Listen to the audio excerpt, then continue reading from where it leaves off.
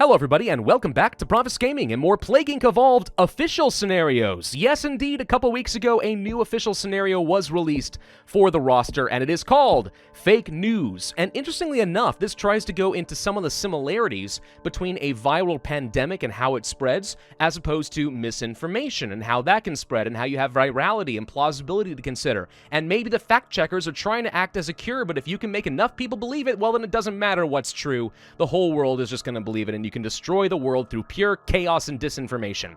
From wild conspiracy theories to election campaign mudslinging, we now live in a post-fact world where falsehoods and misinformation can spread just like a disease. In this radically different scenario, you'll create your very own fake news story and shape it using all the modern tools and psychological tricks at your disposal.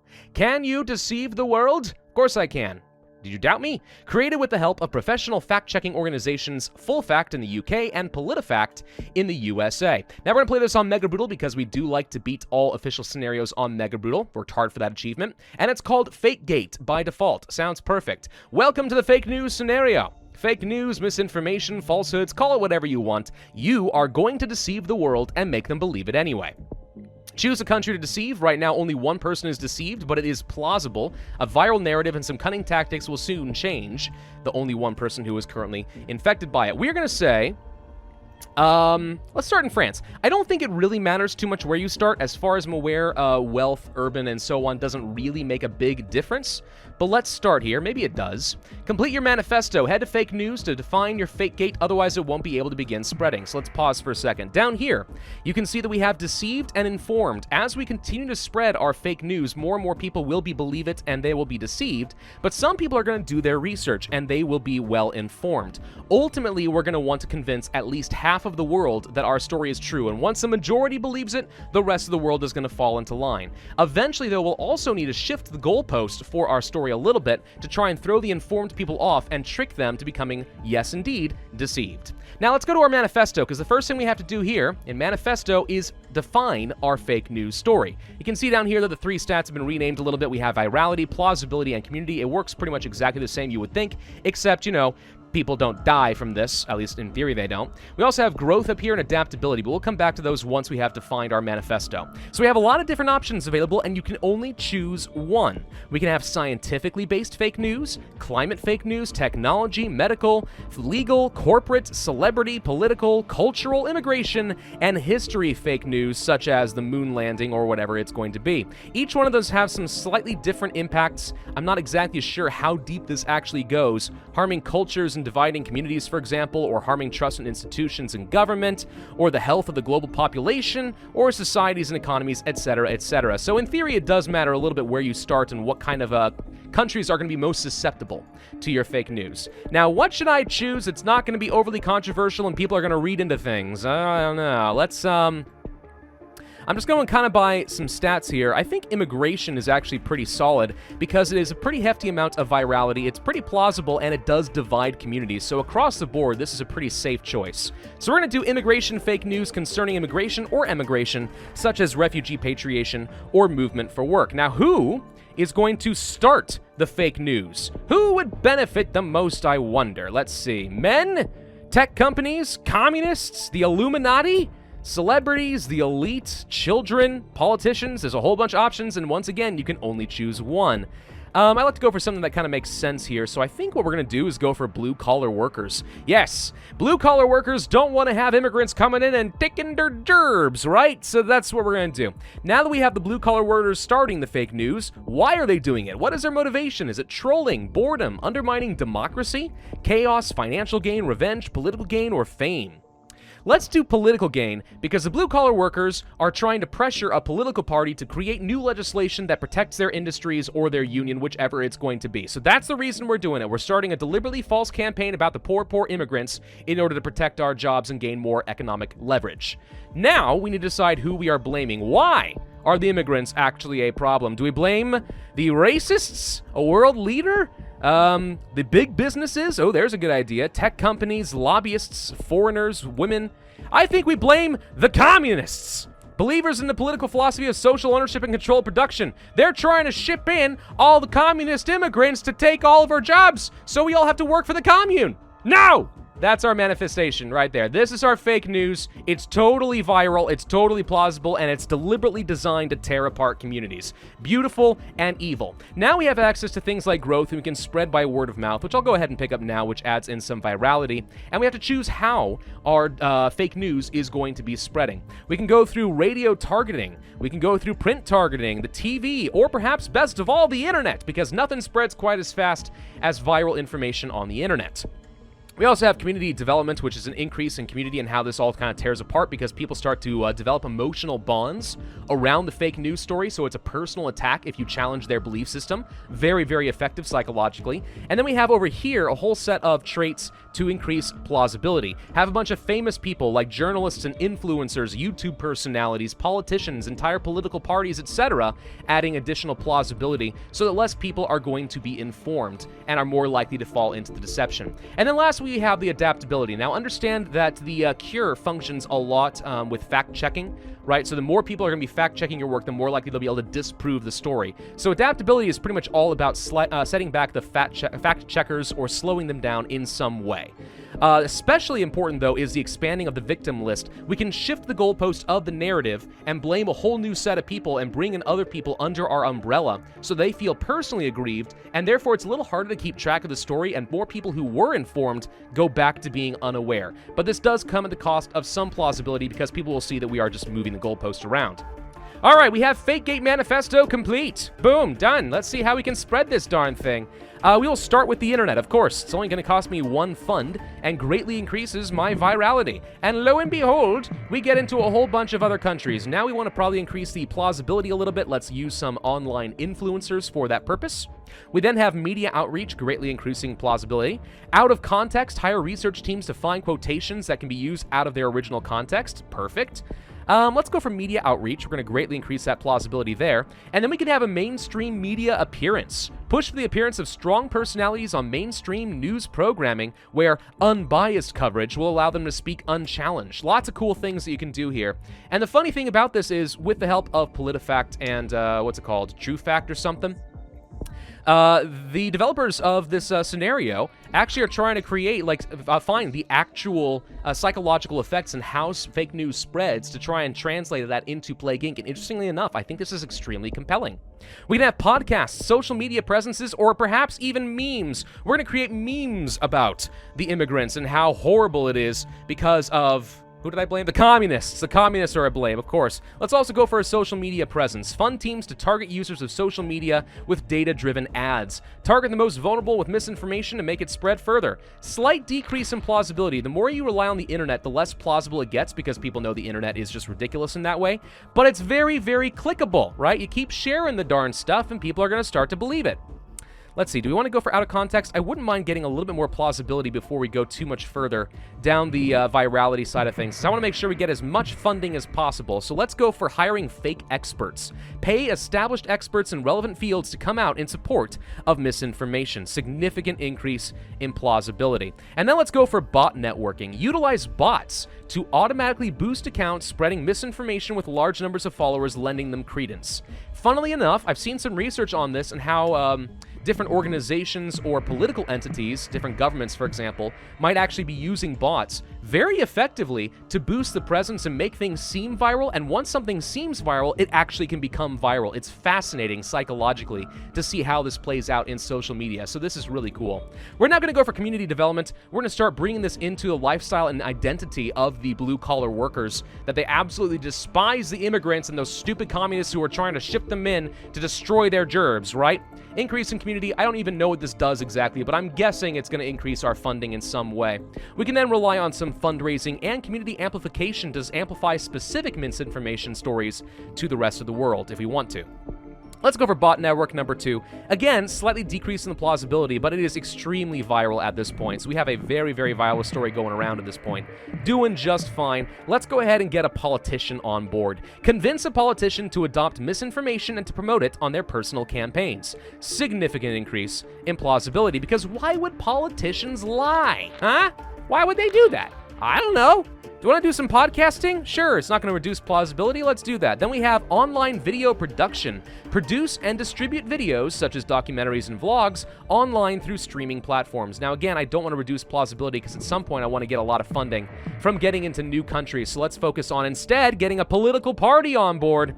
Convince a political party to adopt misinformation as part of its policy-making process, allowing it to inform their policies and manifestos, once again significantly increasing the plausibility. Then we have exploiting the institutions, reach out to established organizations that work within the field and have them openly support the misinformation. We should be getting a fair bit of funding as we continue to spread around the world and get into new countries in particular, so I'm hoping the plausibility is going to start adding up nicely for us at this point. Let's see. Yeah, there's another 4 there in Russia. Russia's starting to believe that the communists are resurging from the USSR, and they're bringing along all the immigrants to do it. I don't know.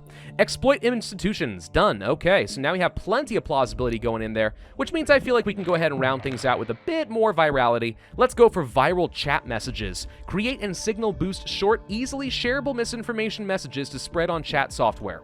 That's another fun thing about fake news. The shorter and easier a message is to digest, even if it is totally fake, the easier it is to spread around. Really creepy, actually. Let's go for the online video production. Let's also go for community amplification to try and increase that stat just a little bit.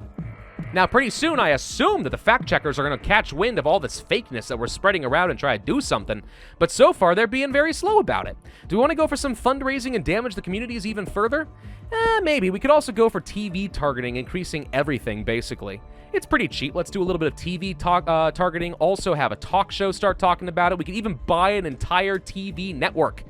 Absolutely insane. There's concern over the fake news. Now notice, by the way, a full billion people right now are inoculated and informed about this. Or, no, yes, it's the blue right here. These are the informed people. We're going to have to reset them at some point, but they're kind of being preemptively cured because these are the smart people actually going around and checking to make sure something is true before they just believe it wholeheartedly. Let's go ahead and grab the peer-to-peer messages. We're going to slow down the fact checkers before they even have a chance at starting. Could go for a bit more plausibility, but we could also go ahead and get started on some of the accusations of bias. Anyone who is targeting my misinformation, I'll say that they're just inherently biased against me, and that's why they are targeting me instead of anyone else. It's classic whataboutism right there. This is where we're going to start relying heavily on logical fallacies of all sorts, plus mudslinging and other bad faith arguments to muddy the discussion so no one can actually figure out that we're taking the world for a ride. Let's tweet some mean things at people. Then we have focusing on irrelevant details. Drag the conversation surrounding your misinformation down into the mud by focusing on minor details, a classic tactic, slowing down the fact checkers. Claim it's a witch hunt. Impersonate the fact checkers and say I'm an authority on the topic, but of course you're not. Co-opt fake news. Use the words fake news itself to demolish the credibility of fake news. And fact-checking, make the whole term meaningless. By the way, the fact-checkers are here. Okay, we should probably slow them down a little bit, shouldn't we? Let's do some discrediting of the experts. Hire a team to unearth the dirt on experts and fact-checkers and try to set them back. Now, the fact-checkers are going to start going really fast, so we need to start setting this back as quick as we can. Let's impersonate them and then fund the opposition. Slight decrease in plausibility, but we're going to slow them down a fair bit, weaken them internally. We could also create an unpopular opposition, manipulate things to ensure a deeply unpopular public figure comes out against you, which means kind of an enemy of my enemy is my friend. Like somebody you don't like comes out against me, and it's like, I don't like him, so I'm more inclined to believe, because of my unconscious bias, that we don't want to believe this intrinsically. Now, almost half of the world is informed, so we have to start using the victim list pretty soon to try and set them back a little bit. I need these points. Thank you. Okay, so let's go ahead and do an expansion of the victim list. Now, this reduces plausibility as we bring in some more victims, but it is going to reset a lot of the informed. Now we're going to say that the elite are to blame for the immigration crisis. Which, you know, perfectly reasonable. Perfect. Let's expand the blame list. Shift the narrative by detailing more people to blame. Perfect. Let's send it back even further. White-collar workers are also to blame. It's a conspiracy by the elites. The white-collar people behind the desks are trying to screw over the little guy. Oh, how dare they? All right, what else do we want to do? We could go for out-of-context quotes. I could go for some more plausibility, and going for the mainstream media appearance is very tempting, but we really need to slow down the fact-checkers as much as we can, and also try to prevent people from becoming very informed. So far, we're actually not that viral, which is a slight issue. The USA is trying to fight the misinformation. Well, good for them. It's probably the right thing to do. We need to do a misinformation merge, reducing plausibility a little bit more, but it combines the narrative of my misinformation with other fake news to try and expand its reach. If most of the world already believes some other form of fake news, maybe they'll believe this too. Pick that up, and then we have misinformation reshuffle. Radically shift the narrative of your misinformation into entirely new areas. So it's once again going to set back the fact-checking, and it is going to convert a lot of people to being unaware, but it does reduce plausibility a fair bit. Okay, so there we go. Trying to keep bringing this down. We need to increase our virality a little bit more. Let's go ahead and bring in the mainstream media appearance. The more plausible it is, I think the less people are going to be inclined to believe in it. We also need to do some serious damage to the communities and try to take that down as well.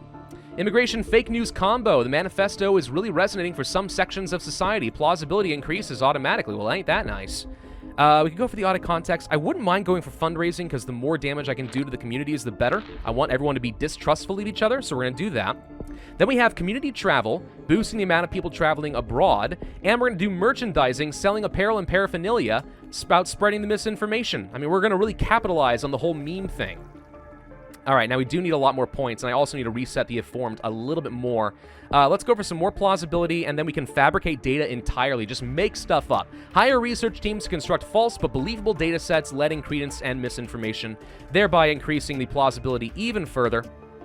We're getting around pretty nicely here, but I am going to have to do that reshuffle. There's another option here, though. We can trigger a moral panic. Take actions to make people feel powerless and afraid of fake news and the damage it can cause. So at some point, people are so aware and afraid of fake news, right, that they become overbearing about it, overreaching at it, and starts tamping down on free speech and everything else, and it's going to slow down fact checkers. So let's pick that up. Then we can provoke the authorities, incite hatred on both sides of the debate in order to increase pressure on governments to take strong actions, provoking self-harming policies which slow down the fact checkers even further. A lot of options for us there, but again, I want to do a misinformation reshuffle if at all possible.